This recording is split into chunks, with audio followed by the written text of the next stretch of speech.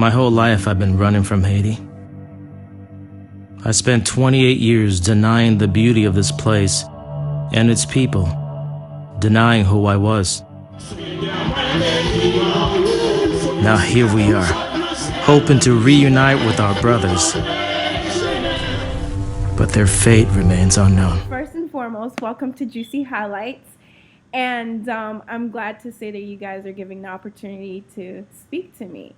And for those of you who don't know what this is about, well, we're here with the executive producer and director and producer of the film La Caille, which means home.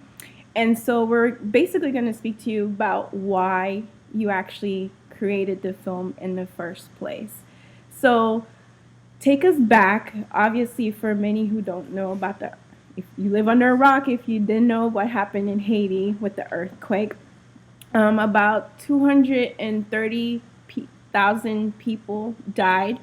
Homes were wrecked, right. And even the palace is totally broken into pieces now. And so, can you remember where you were when you found out about the earthquake, first and foremost? Sure. It was just a regular, just enjoying an afternoon, and all of a sudden get a call from my mom, and she's weeping. And, my mother's just all over the place sometimes. She's a character, and she's weeping. And so I finally get her to stop. She's telling me, Haiti crasé. Just all she just kept repeating, Haiti crasé. And I'm like, what are you talking about? So I finally turned on the TV, and then I saw this people running around and all the coverage that was on there. And we just had silence, and it just started breaking down. And at that moment, we were sitting there thinking, we have brothers there.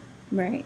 And we have no idea what's happening with them. And that just really just shook me up, because I had kept in contact, but I hadn't been back home in 28 years. And to have this happen, it just completely stopped. My whole world stopped for a few days. And we're filmmakers, but we also wanted to go down there and look for family and help out as much as possible. Mm-hmm. And when we got down there, Haiti took over. The story became so much more. And we really wanted to capture a different side. And we had seen all the images, that Western poorest country, all that stuff. Right. You see it all the time. Yeah. So I really wanted to capture the richness of Haiti, a different perspective, a personal perspective, one told by Haitians to the masses, but from a real personal approach. And we really captured the resilience and the hope and the beauty that is Haiti. What were you guys thinking? What steps did you guys take to even get to that step of, all right, well, I want to create a documentary about this? Well, I think the first initial response was basically sending aid. We sent a lot of containers out there as far as supplies and everything. That was the first step, really. Mm-hmm. The film aspect came about maybe a week later. A week or so later. Look at doing a discussion, right? You having dinner, with your wife and stuff like that. So that's when it really came into play. But the first response was, find out if they're okay and let's get help out there, because they need aid, they need supplies. So that was the first thing we did. And you know that it's not gonna, all that aid and the hype or the focus wasn't gonna last forever.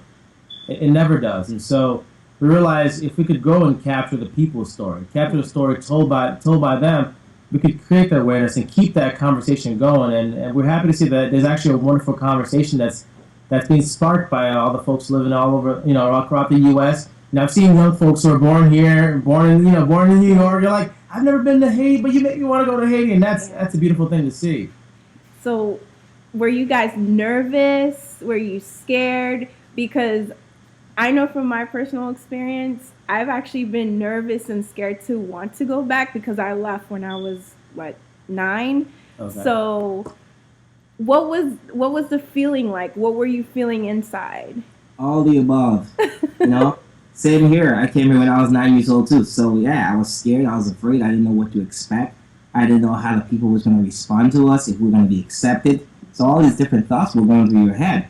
But at the same time, we knew we needed to go out there, one, to find family, and two, create the awareness that Haiti so desperately needs. Because I mean, realistically, who's gonna care more about our country? You know what I mean? The media's gonna go there. They're gonna help. They're gonna do their thing. They're gonna show certain things. But if you really want to make sure that dialogue, long after the media leaves, continues to exist and shed light on what needs to happen, then I think it's our responsibility to go up there and do whatever we can to help. And Hugh, you being that you're non-Haitian, but you actually went with the guys, like what were you thinking? What were you expecting to see as soon as you got there? You know, I didn't have any expectations because I never been out there, Mm-hmm. and all I know was like these guys are like my brothers, Right. and I'm basically like, okay, I'm going home with my brothers, so you know, you hear a lot of propaganda Right. in America, especially about Haiti. Mm-hmm. So, you know, you really can't. I'm not the kind of one who believes everything I see on the news. Right. So I went with fresh eyes, you know, because it was actually a beautiful place. Mm-hmm. And Like, a lot of you people know, don't know It was a that. lot going on, but it was also like a vacation too, though. Right. You know, and I learned a lot about, you know, Haitian culture. I learned a lot about Black culture and how it relates back to everything. You know, it came full circle. Okay. So it was like some of the above, everything. All right. Now, with all that said, so you guys land in Haiti, and so obviously for some people who don't know, like the airport is open. You're actually walking out Oh of my the plane God. to walk into the airport, the old school way. So from there on, what was your first stop? You know, we were supposed to have two drivers when we got to the airport. Somehow, some way, one of them didn't show up. So all of a sudden, this guy was with us. He goes, "Oh, can any of you drive?" I'm like, I heard about driving in Haiti. I'm like, "Oh Lord!" So my sister's like, "Oh, I'll drive." I'm like, "No. Okay, I'll drive." So I mean, that was the first thing, is us driving there and trying to go driving around, kind of go see Haiti before, because we got there late in the afternoon. We want to take the time to really go and see for ourselves. Not any cameras rolling, just kind of see and experience it, and kind of let ourselves just be in Haiti. So, like, what were you seeing outside of what we were seeing in the news firsthand? Yeah, I was surprised by the kids in the streets too. Like, seeing the kids, I know a lot had happened, but their smiles really got to us. Like, wait, these kids are still active and they're still smiling. And so people still, finding ways to laugh, and they're still hanging out with their friends. And, they found the depth of their ability to make the best of a horrible situation. I'm still moved by that aspect today. I think to add to that, it's like you kind of expect for the place to be desolate, like for people to just not kind of be hiding and not be doing anything, but it's just the opposite. People were going about their days, both young and old. They're back. They're trying to get the business going. They're moving around. They're trying to find jobs. I mean, life continues, and it's a testimony to how resilient that they are. They weren't giving up. They didn't crawl to a little corner and say, "I'm done. It's over." No, they were still moving full force and going forward and trying to keep life going. Okay.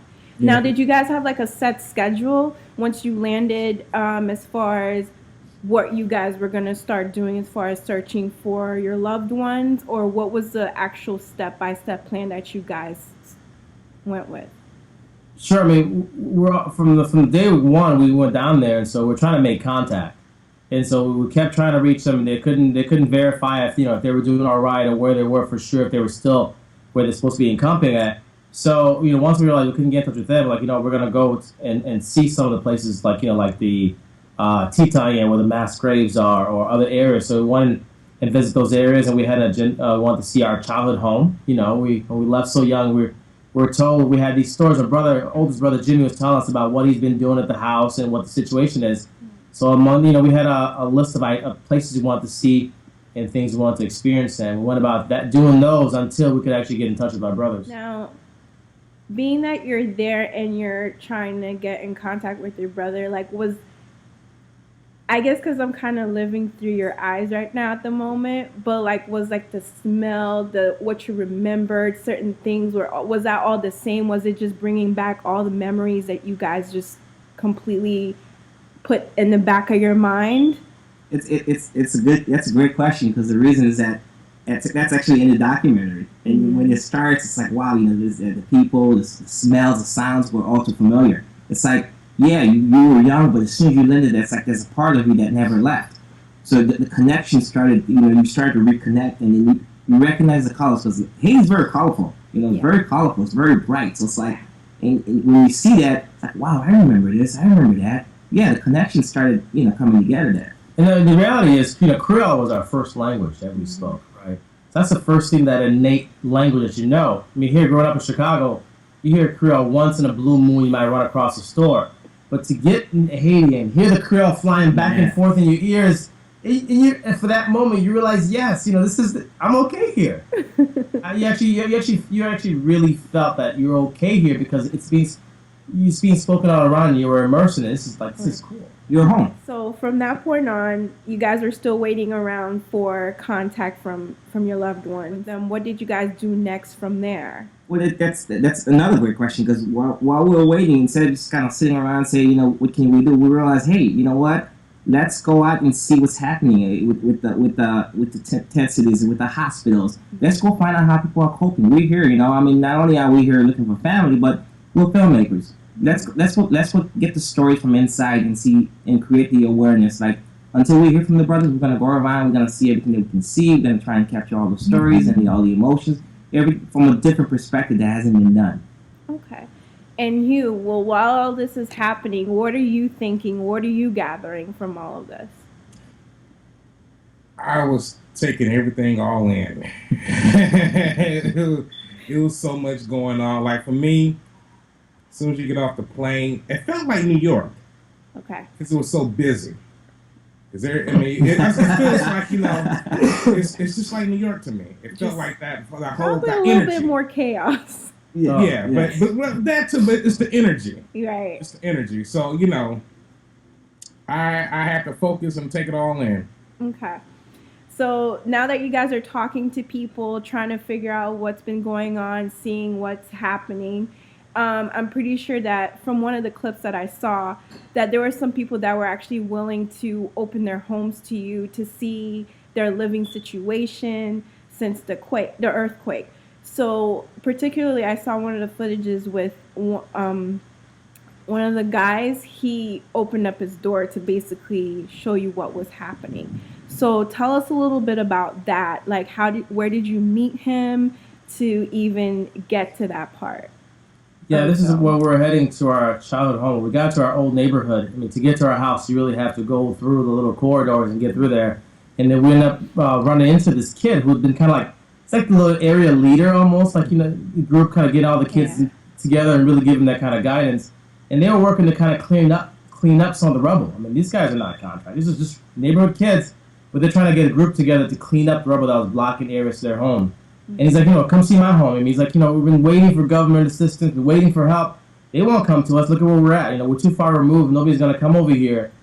Please help us. Please help us. Let me show you how we're living. And that's where we ran into his aunt, which really kind of broke our hearts, going to that house and seeing the way that she was. It's just, I mean, Haiti breaks your heart and then it takes your heart. Yes. Yeah.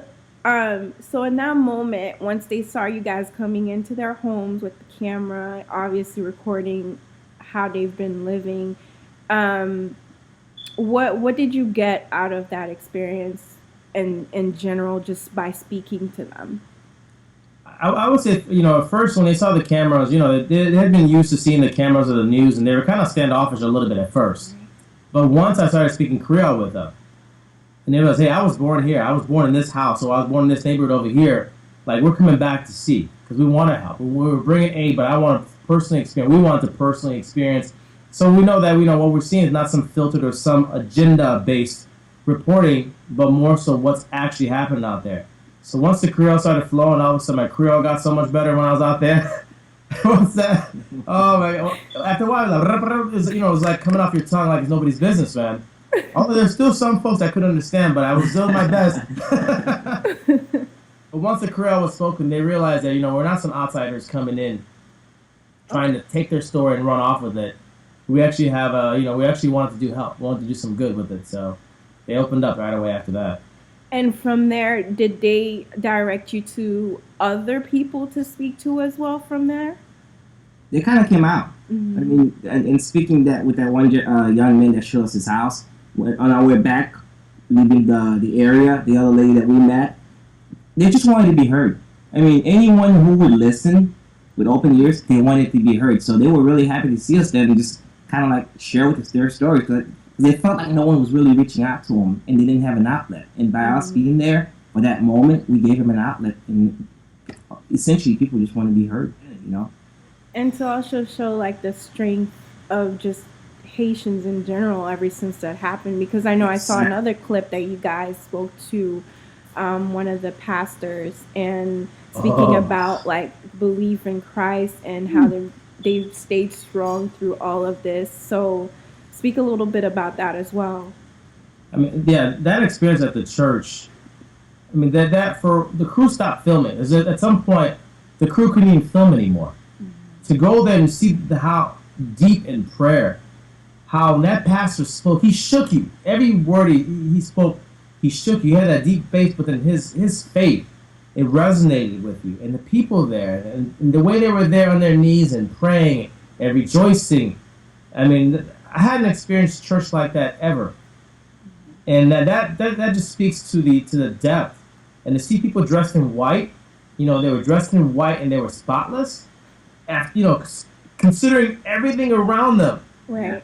I mean, that goes to show you like the dignity and the pride of that the depth of that. And that really just moved us. This film, in a way, is actually, like you said, is bringing awareness, and it also may reach an even bigger crowd to help more. So when you guys are putting the film together at the end of all of this, what message do you want your audience to get from this when they get in the movie theater and they start watching this? The message that you're gonna go on a ride. Mm-hmm. You're definitely going on a ride with this movie. It can take you on that emotional ride. You're gonna laugh, you're gonna cry, you're gonna reflect, but ultimately you're gonna leave out feeling hopeful, renewed faith. You can rejoice, and it's one to celebrate and show the richness of Haiti as we talked about, but it's also it's about family. It's about love. It's about all our desires. We all want to take care of our families. We all want to thrive. We all want to succeed, and we want to leave out and knowing that the people who are there in Haiti right now, they're not just a bunch of poor kids not wanting anything, not just a bunch of adults not wanting to thrive and want better lives. So they're doing the best that they can, and so it's a different perspective on Haiti, and it's just it's all about that love, to love and be loved. Yeah, to add to that, I think Lakai is one of those stories that really, you just have to be human. If you're human and you watch it, you will connect with it on some level, and that's the beauty about it. I think that's what, if you're Haitian, Lakai celebrates you, but it's a document that's for everybody. We've had the audience response from Asians, Afghanistan, Spanish. They totally got it and fell in love with the film. So it just goes to show it's a movie about human beings and lives, and like he said, hope and love and all that. So I think that's the bigger message, really.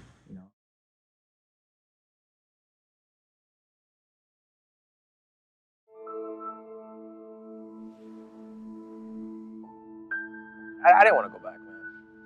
I would even deny it. I'm French, I'm Cuban, I'm everything but being Haitian. And then all of a sudden, I get a phone call. My mom's crying on the phone. She goes, Alexis, Haiti crasé. Essentially translating to Haiti's broken. Right away, then I realized that, I have brothers there. I hadn't seen them. I'm like, and would I ever see them again? We went to Haiti to find our brothers. What started as a mission to find family became so much more. So how much related to the earthquake stuff? This is almost all non-earthquake related. Non-earthquake. We found destruction.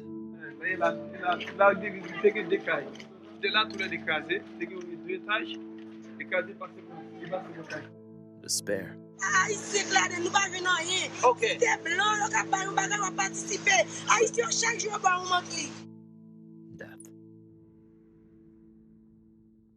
And then we found something we didn't expect. Life. Strength. Beauty. Our identities. That's me 28 years ago? The more we saw, we realized hope was alive.